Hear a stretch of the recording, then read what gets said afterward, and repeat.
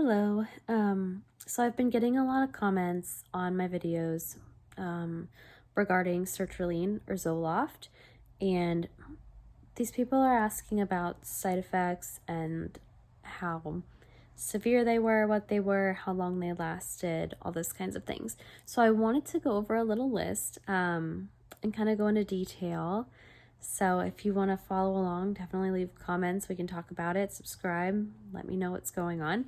Um, I I was in your same boat at one point. I was either looking at every review I could find on antidepressants and Zoloft and Sertraline specifically, and worried about side effects. I was really concerned, really scared because I was like, no, it's affecting my brain. I don't know if I can do this.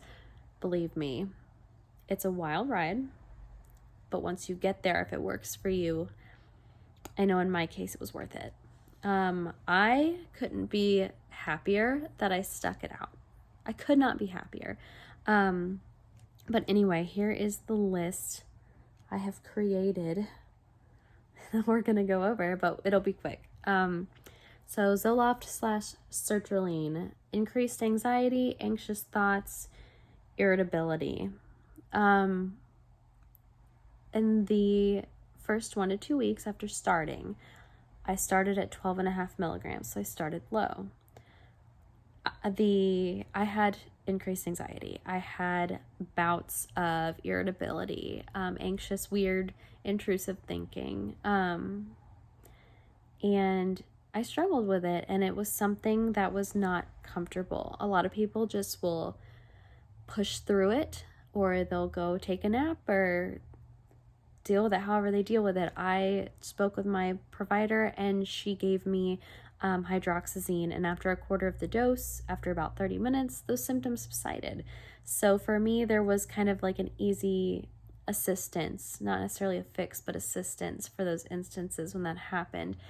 And it did last for the entire time I was leveling out on the 12.5. And then I would go up. Every single increase was another 12.5 milligrams. So I went up to 25 after that. Those symptoms onset again. They lasted about 1.5 to 2 weeks. I used the hydroxyzine that my provider gave me to help with those symptoms, and it was incredibly helpful. Hydroxyzine is like a prescription Benadryl, but it works really well with anxiety. So it might make you very sleepy if you were to get something like that. It made me very sleepy, so I couldn't drive or, operate heavy machinery, go anywhere, do anything if I took that. So be in a situation where you are safe if that's something that you decide to talk with your provider about and do. Apathy. I would say there were times when I was just blah, or I would stare. I would just like this, just stare for about 20 minutes, just at nothing, just blank. Yeah, and apathy toward emotions and things like that. Others' emotions, my emotions, things that impact me very much. And it was weird. Or like someone would make me upset. Normally I would cry because it was something that was really unpleasant. And it's like I couldn't. It's like I wanted to, but I couldn't do it. But that was only a couple of times, and that subsided. And again, that comes with increases. In that first 1.5 to 2 weeks, it's kind of random, and these things come and go in waves. You're not having increased anxiety and apathy and all those things constantly, day and night, for 14 days. It's usually, for me, it came and went. Bursts of energy, insomnia, trouble sleeping. That was definitely helped by the hydroxyzine that I was given to help sleep. Just talk with your doctor. Maybe they're like, yeah, take such and such. I'm not here for medical advice. I'm here to tell you about what I did and how I handled things, and that's how I handled them. The next thing would be sleeping too much and lethargic. So you can't sleep at night. Okay, well, then maybe the next day you can fall asleep at night, and then the next morning when you're trying to wake up, you're like, I can't get my eyes open. I feel heavy. I feel lethargic. I feel like I'm struggling to wake up. I had that off and on for first week or two. Every single time I increased. Every single time. That probably was only like a few days though.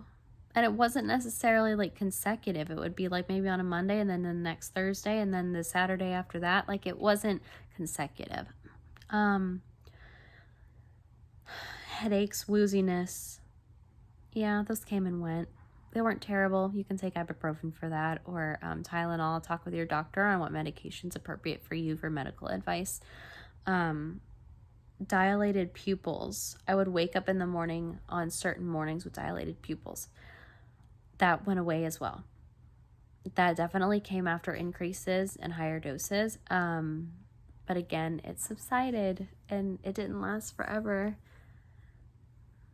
It goes away. It's okay. It's not a big deal. Talk with your doctor. It can be a sign of other things too. So again, that's individualized to you and your healthcare. Blurred vision. That was more random and rare.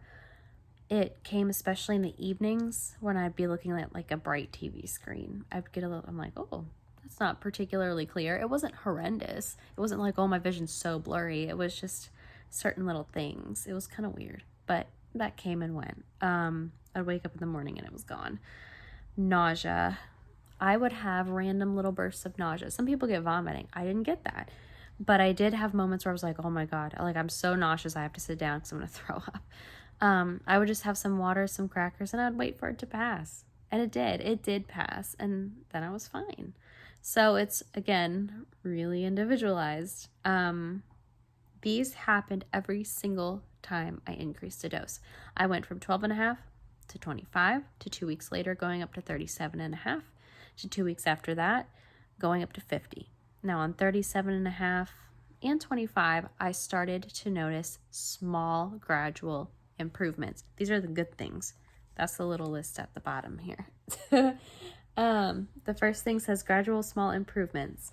So around 25 milligrams, there were days where I was like, hey, my mood's kind of even out a little today. I feel good. And that was nice. Again, all these things came in waves, all of them off and on for 2 weeks, leveling out. I increased to 37.5.